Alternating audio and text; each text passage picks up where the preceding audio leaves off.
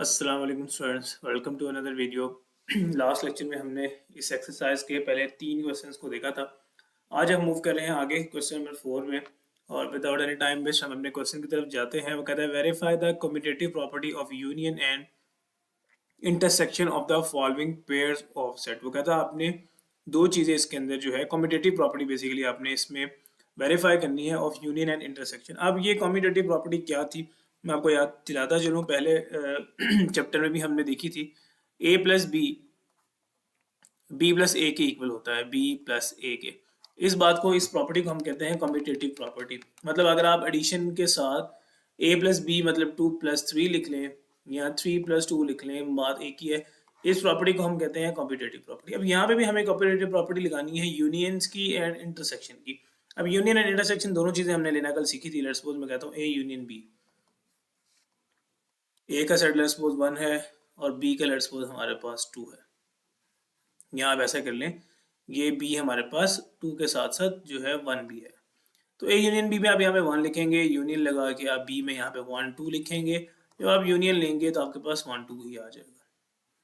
इसी तरह अब ए यूनियन बी के बजाय अगर बी यूनियन ए भी ले लें तब भी आपके पास बात सेम ही बनेगी। तो तब भी आपके पास 1 एंड 2 ही आएगा। तो इसका मतलब है कि यूनियन की प्रॉपर्टी का क्या मतलब है कि मतलब यूनियन में कॉम्पिटिटिव प्रॉपर्टी होल्ड करती है। इसी तरह इंटरसेक्शन में भी कॉम्पिटिटिव प्रॉपर्टी होल्ड करता है। तो सिर्फ आपने वेरिफिकेशन करनी है। इन शॉर्ट आपको बस ये पता होना चाहिए कि ये कॉम्पिटिटिव प्रॉपर्टी होती क्या है। कॉम्पिटिटिव प्रॉपर्टी का मतलब है कि अगर आप उसकी जगह चेंज भी कर दें तो आपके पास एट दी एंड आंसर जो है वो सेम ही बन रहा है। तो डिफरेंट पेयर ऑफ पॉइंट्स दिए गए हैं। वो कहते हैं इन पेयर ऑफ पॉइंट्स के लिए आप अपनी प्रॉपर्टीज को वेरीफाई करेंगे। पहला क्वेश्चन आप देख लें, आसान सा क्वेश्चन है। यहाँ पे आप सबसे पहले सेट मेंशन कर लें। सेट्स आपके पास ए दिया हुआ है और वो है आपके पास 1 से लेके 5 तक। इसी तरह आपके पास एक सेट बी दिया हुआ है और वो आपके पास है 4 6 और साथ में 8 एंड 10। अब आपको जो है प्रूफ क्या करना है, हमें ये करना है, हमें ये वेरीफाई करना है कि A union B and B union A ये दोनों बातें इक्वल होनी चाहिए। पहली प्रॉपर्टी में उसने हमें कहा है कि यूनियन के लिए अलग से करें, इंटरसेक्शन के लिए अलग से करें। और यही अगर हमें मतलब सेकंड बात इसी क्वेश्चन की प्रूफ करनी है, ये पार्ट नंबर 1 है। तो आप इसके दो पार्ट्स में इसको डिवाइड कर लें। ए पार्ट में A union B find out करेंगे, बी पार्ट में आप इसका A intersection B and B intersection A को इक्वल प्रूव करेंगे। तो यहाँ पे हम सॉल्व करते हैं। याद है कि सबसे पहले हम लेफ्ट हैंड साइड इस तरह से इस क्वेश्चन को सॉल्व करते हैं।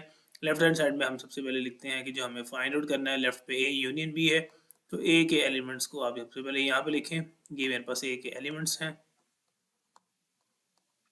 सेंटर में आप यू लगा लेते हैं और यहाँ पे आपके पास बी के एलिमेंट्स हैं। यूनियन कल आपको सिखाया था, यूनियन में हम सारे एलिमेंट्स को इकट्ठा करके एक ही सेट के अंदर लिख लेते हैं।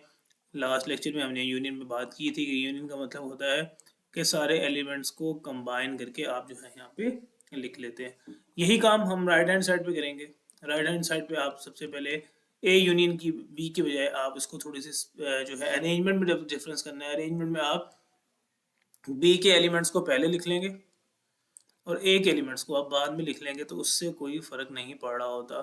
4 6 8 और यहाँ पे 10 है, यहाँ पे बस बी के एलिमेंट्स आ गए।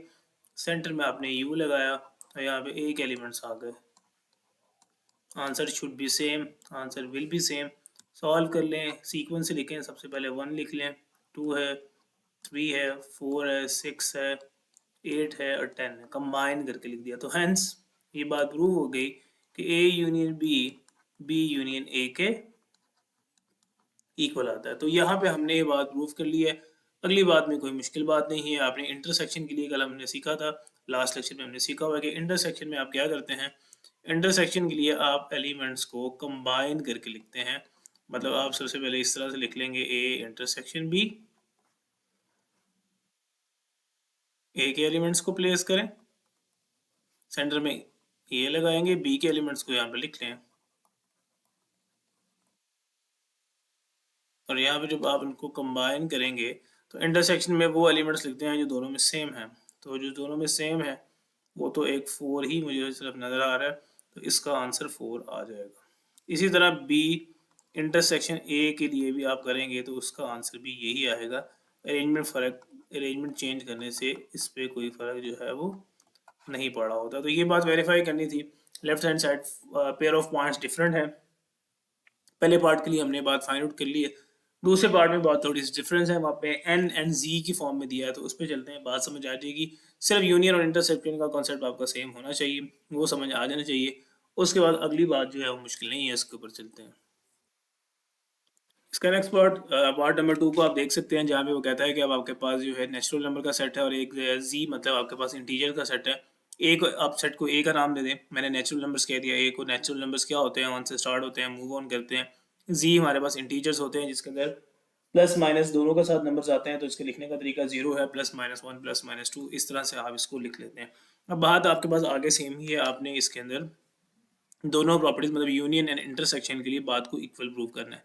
तो पहली बात में आपने जो प्रूव करना है वो ये प्रूव करना है कि ए आपके पास union B and B union a आपके पास इक्वल होना चाहिए। तो हम इसके लिए सॉल्व करते हैं बात को। सबसे पहले आप लेफ्ट हैंड साइड मेंशन कर लेते हैं, लेफ्ट हैंड साइड में ए यूनियन बी है। तो सॉल्व करते हैं, सबसे पहले आप ए के एलिमेंट्स लिखें। ए में आपके पास नेचुरल नंबर था, तो आप इस तरह से नेचुरल नंबर्स को लिख लेते हैं, डॉट लगा दें क्योंकि कोई लिमिट नहीं बताएगी। यूनियन लगा लें और बी के एलिमेंट्स को लिखेंगे, 0 है, +-1 +-2 एंड +-3, मतलब नेगेटिव एंड पॉजिटिव नंबर सारे हैं और कोई लिमिट नहीं है, तो आगे डॉटेड लगा दें। अब इनका यूनियन लेना बहुत आसान है। देखें, ये हमारे पास पॉजिटिव वाले नंबर्स हैं, इसके अंदर पॉजिटिव और नेगेटिव नंबर्स भी आ रहे हैं। जैसे मैं आपको कहता हूँ मेरे पास लिखा हो 1 2 3 और एक मेरे पास लिखा हो 0 और 1 2 3 और साथ में माइनस वाले नंबर भी हों, ऐसे करके -1 -2 माइनस। जब आप इनका यूनियन लेंगे इसका मतलब ये पॉजिटिव वाले तो दोनों के अंदर सेम है, तो साथ में नेगेटिव वाले भी इसके अंदर कॉमन मतलब यूनियन में सारे के सारे ही आते हैं। तो इसका मतलब इन दोनों को जब आप कंबाइन करेंगे तो ये वाला जी वाला नंबर्स ही आ जाएंगे। तो आप इसको यहाँ पे इस तरह से लिख लेंगे, +0 +-1 +-2 और +-3 एंड साथ में यहाँ पे डॉटेड लगा के बात को लिख देंगे। इसका मतलब ए यूनियन बी हमारे पास जो आ रहा है बेसिकली जी ही आ रहा है, इंटीजर ही आ रहा है। इसी तरह बी यूनियन ए का कॉन्सेप्ट सेम है, मैं सॉल्व नहीं कर रहा, डायरेक्ट लिख रहा हूँ। वो भी मेरे पास जो है जी ही आएगा। अब बी को पहले लिख लें, ए को बाद में लिख लें, यूनियन से कोई फर्क नहीं पड़ता। तो हैंस प्रूव्ड है ये बात। क्या प्रूव्ड है?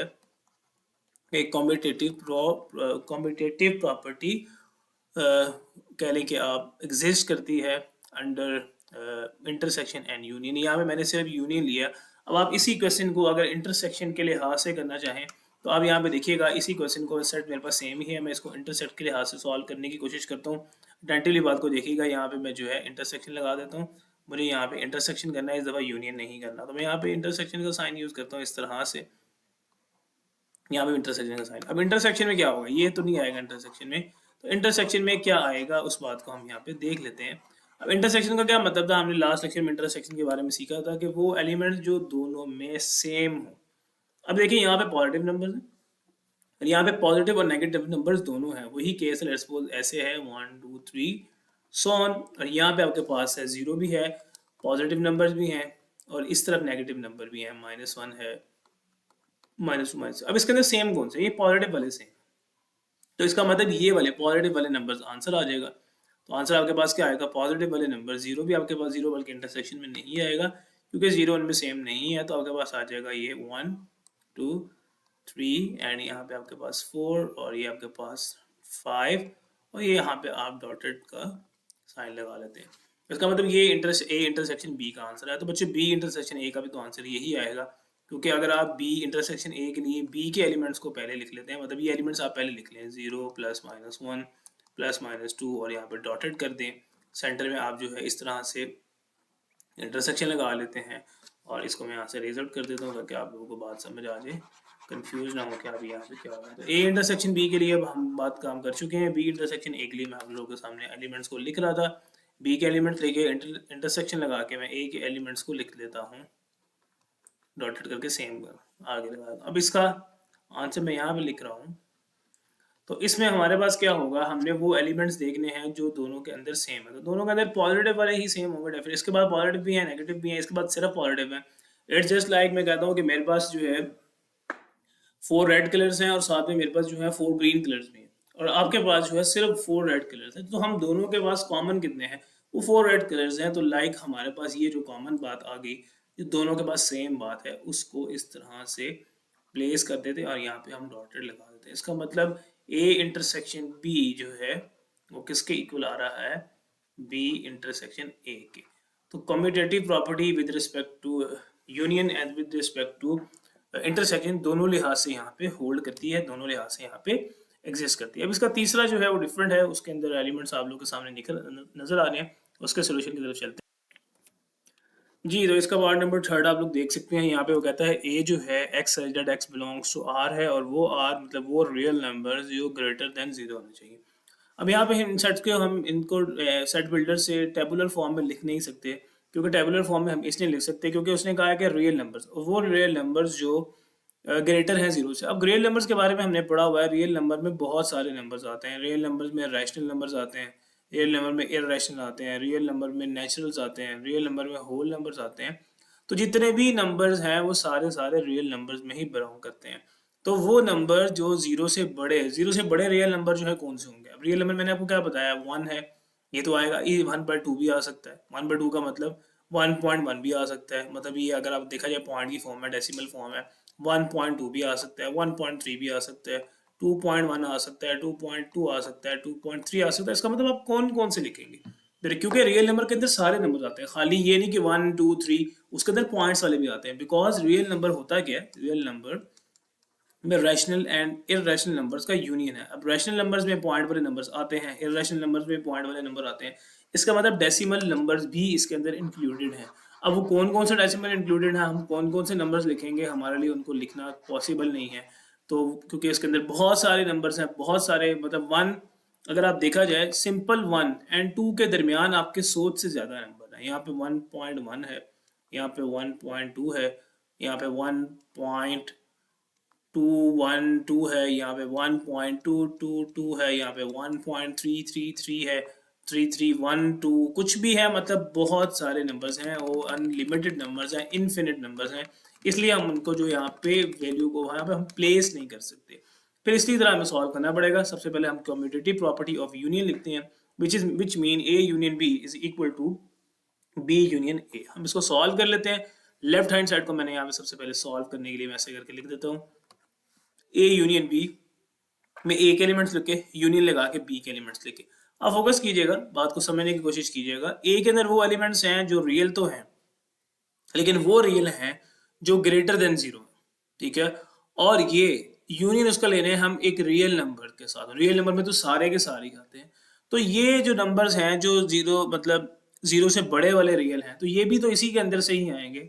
तो जब हम इनका यूनियन लेंगे, लेट्स सपोज एक बड़ा सेट है मेरे पास, 1 2 3 4 5 6, और इसी तरह मेरे पास इस सेट के अंदर -1 भी है, 0 भी है, और बहुत एक लेट्स सपोज ये बहुत बड़ा सा सेट है, इसको मैं कहता हूँ लेट्स सपोज ये आर है।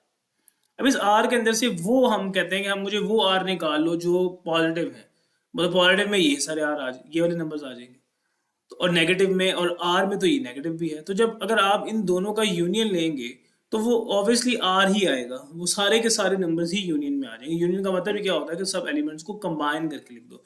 तो इसके यूनियन में आपके पास जो है रियल नंबर पूरे का पूरा ही एग्जिस्ट करेगा। तो अब यहाँ पे ए यूनियन बी में कह सकते हैं कि ये पूरे का पूरा नंबर ही एग्जिस्ट कर रहा है, तो ए यूनियन बी हमारे पास आर के इक्वल ही है।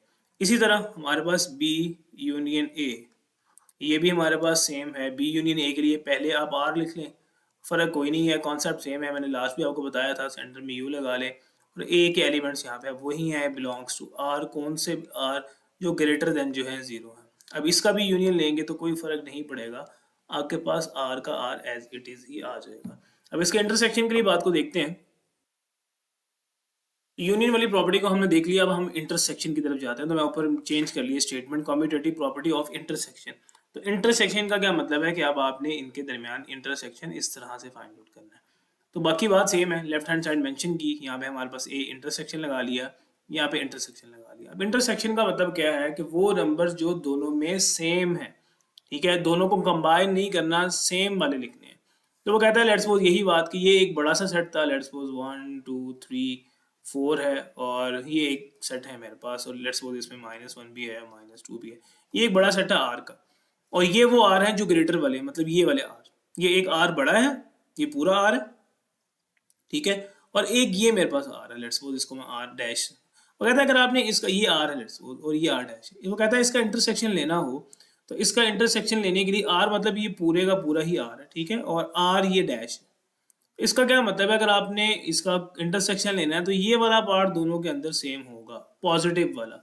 यही वो कह रहा है कि यहाँ पे वो आर एग्जिस्ट करते हैं जो पॉजिटिव है, और यहाँ पे सारे के सारे ही मतलब रियल नंबर, मतलब इसके अंदर नेगेटिव नंबर भी आते हैं। तो जब आपने इनका कॉमन कंबाइन करके लिखना है, इनका आपने इंटरसेक्शन लेना है, तो क्या इंटरसेक्शन के अंदर आपके पास आएगा, इंटरसेक्शन में हमारे पास जो है इस तरह से बात आपको समझ आ जाएगी कि इंटरसेक्शन में हमारे पास ये वाला सेट ही एग्जिस्ट करेगा। तो इसको आप ऐसे करके एक्जैक्टली एज इट इज लिख देंगे, belongs to R, and union में इकट्ठा कर दिया था, इंटरसेक्शन में हमने सेम वाले लिख दिए, तो ये बात यहाँ पे हमारे पास खत्म हो जाएगी।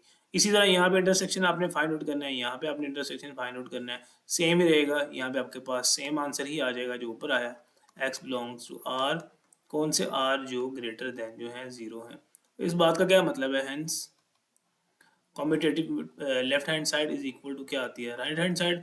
अगर दोनों साइड्स इक्वल आती हैं, ए इंटरसेक्शन बी का आंसर जो है, ए इंटरसेक्शन बी का आंसर बी इंटरसेक्शन ए के इक्वल आ जाता है, इसका मतलब यहाँ पे कॉम्पिटेटिव प्रॉपर्टी जो है वो होल्ड करती है। यही बात हमें यहाँ पे प्रूव करनी थी। ये हमारा क्वेश्चन नंबर 4 डन है, जिसके अंदर वो कहता है कि आपने competitive property for intersection and for union solve करनी है for these pair of set. तो यहाँ पे आपके पास कोई भी आपके पास एलिमेंट्स आ जाए इन तीनों के अलावा भी, आप याद रखें कॉम्पिटेटिव प्रॉपर्टी हमेशा होल्ड करती है इन यूनियन एंड इंटरसेक्शन, चाहे वो कोई भी नंबर्स हो। तो ये बात थी, ये क्वेश्चन नंबर 4 था। आगे हम चलते हैं अपने अगले पार्ट की तरफ, अगले क्वेश्चन की तरफ।